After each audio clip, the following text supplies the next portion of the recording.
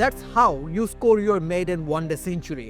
জোফরা আর্চারের বলকে শক্তিশালী পুল শটে বাউন্ডারির ওপারে নিয়ে ফেললেন জশ ইংলিশ, আর তাতেই তার নামের পাশে যুক্ত হয়েছে ওয়ানডে ক্যারিয়ারের প্রথম সেঞ্চুরি।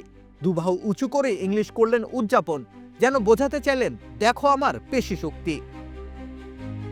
মাত্র ৭৭ বলে সেঞ্চুরির মাইলফলক স্পষ্ট করে ফেলেন জশ ইংলিশ। নিঃসন্দেহে ক্যারিয়ারের বর্ণিল এক স্মৃতি হয়ে রইল প্রথম শতক, কিন্তু তার এই ইনিংসের রঙের উজ্জ্বলতা বাড়িয়েছে অস্ট্রেলিয়ার জয়।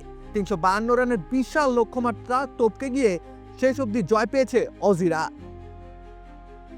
এর সিংহভাগ কৃতিত্ব দাবি করতেই পারেন ইংলিশ। নামে ইংলিশ, কিন্তু কাজ তার ইংলিশ বধের কাব্য রচনা। কি অসাধারণ একটা ইনিংস উপহার দিলেন তিনি। তার এই ইনিংস ও অস্ট্রেলিয়ার এই জয় একটা স্টেটমেন্ট দেয়, অস্ট্রেলিয়া কখনো সর্বশক্তির হয় না। দলে তারকা পেসারদের কেউ নেই। বিশ্বকাপ জয়ী অধিনায়ক প্যাট কামিন্সও ইনজুরির কারণে মাঠের বাইরে। এমন পরিস্থিতিতে মানসিকভাবে পিছিয়ে থাকার কথা ছিল অস্ট্রেলিয়ার। ইংল্যান্ডের খেলা প্রথম ইনিংসের পর অবশ্য সেটাই সত্য মনে হয়েছিল। এমনকি অস্ট্রেলিয়া ব্যাটিং ইনিংসের শুরুর দিকেও পরিস্থিতি তেমনই ছিল। ২৭ রানে নেই অজিদের ২ উইকেট, কিন্তু ইংলিশের দৃঢ়তায় সবকিছু পাল্টে যায়। সকল সমীকরণের সমাপ্তি ঘটান তিনি একা হাতেই। নিজের সক্ষমতার দুর্দান্ত চিত্র এঁকেছেন তিনি লাহোরের বুকে। ধিকি ধিকি করে জ্বলতে থাকা অজিদের জয়ের প্রদীপের আলোকে তিনি একাই করেছেন প্রবল।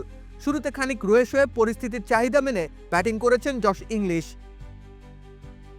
কিন্তু যেই মুহূর্তে মনে হয়েছে ম্যাচে চলে এসেছে হাতের মুঠোয়, সেই মুহূর্ত থেকে আগ্রাসনের ছড়ি ঘুরিয়েছেন ২২ গজে।